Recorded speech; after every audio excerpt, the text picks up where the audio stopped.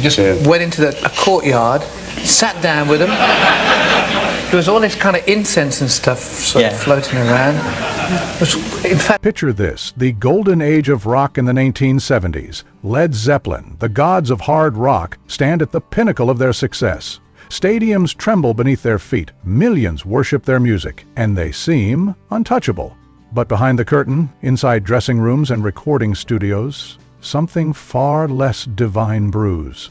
A power struggle, a rivalry, a silent war that would eventually fracture the heart of the band. For years, fans have idealized the dynamic between Robert Plant and Jimmy Page, the charismatic frontman and the mystical guitar wizard.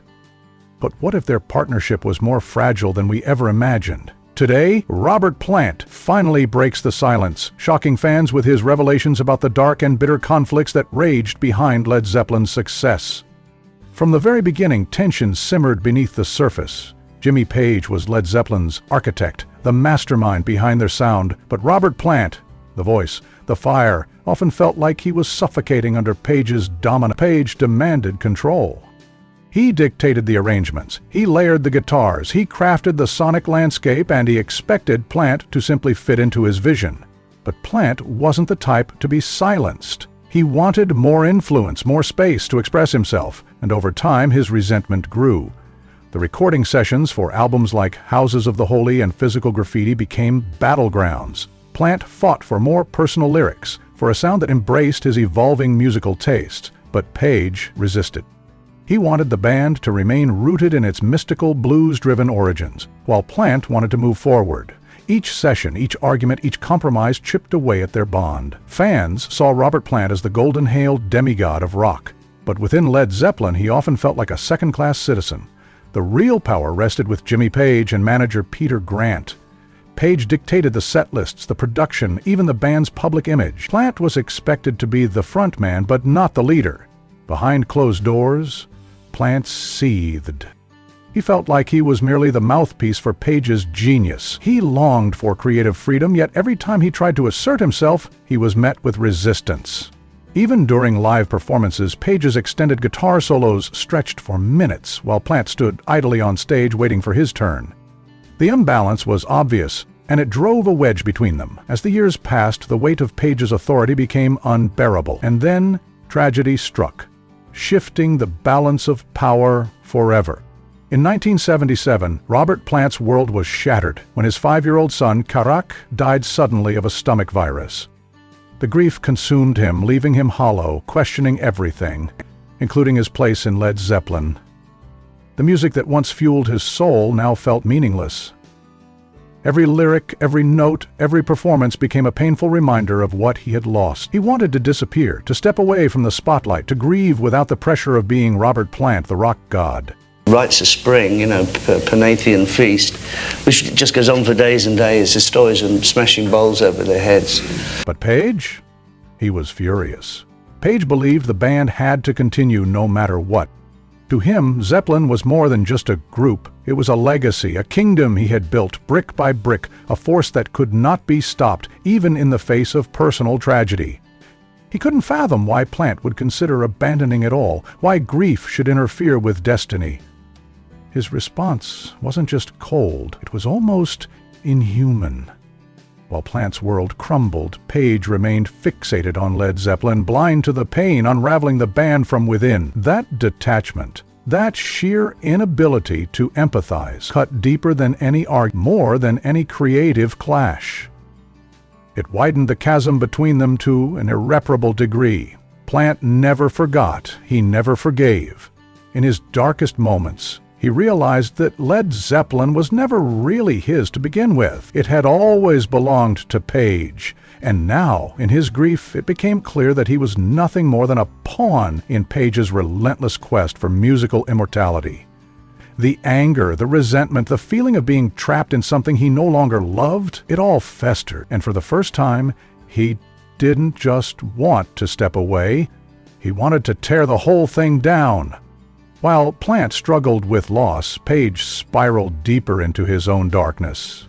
The same man who once controlled every note, every second of Led Zeppelin's music was now losing control of himself. His heroin addiction had become undeniable, affecting his performances, his behavior, and his grip on the band.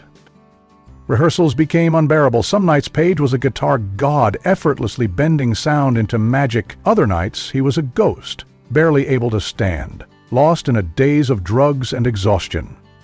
The band never knew which version of Page they would get. Fans who had once marveled at his genius now whispered about his decline. The energy that had once electrified stadiums was flickering, dimming under the weight of his addiction. But his drug use wasn't the only thing that alienated him. Page's infamous fascination with the occult became more than just a curiosity. It became an obsession. The late 1917s saw him dive deeper into the dark arts, surrounding himself with esoteric texts, symbols, and rituals that unnerved those around him. He had already purchased Aleister Crowley's infamous Boleskine house, a mansion steeped in dark history, and rumors swirled that Page was conducting bizarre rituals inside. Whispers of black magic and dark energy followed him everywhere. Some bandmates dismissed it as theatrics, but others weren't so sure. Plant, who had always been more spiritually grounded, found himself increasingly disturbed by Page's obsession. The eerie atmosphere around Page had begun to feel suffocating. Was it just an aesthetic? A persona he was cultivating? Or was it something much darker? The band was no longer just about music. It was about power, control, and something far more sinister. And Plant wanted out. But his drug use wasn't the only thing that alienated him. Page's infamous fascination with the occult became more intense in the late 17s. He had already purchased Aleister Crowley's infamous Boleskine house, and rumors swirled about bizarre rituals, black magic, and dark energy surrounding him. Plant, who had always been more spiritually grounded, found himself increasingly disturbed by Page's obsessions. The band was no longer just about music, it was about power, control, and something far more sinister. And Plant wanted out. By the early 1980, the rift was irreparable. After the death of drummer John Bonham in 1980, Led Zeppelin dissolved, but it wasn't a clean break. Page, desperate to keep the dream alive, wanted to continue to revive the band in some form. But for Plant, the dream had already turned into a nightmare. He had no interest in reliving the past, no desire to be trapped in Page's relentless pursuit of nostalgia. For years, Page clung to the idea of a Zeppelin reunion, desperate to reclaim his former glory, to resurrect the legend, to prove that the magic wasn't dead. He tried again and again, reaching out, proposing comeback tours, hinting at a revival that never came, but Plant refused. He had grown tired of being overshadowed, tired of the chaos that came with Page, tired of the endless cycle of excess, control, and dysfunction.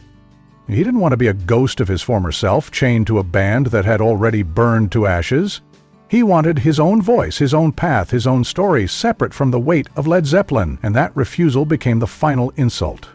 Page saw it as a betrayal. Plant saw it as survival.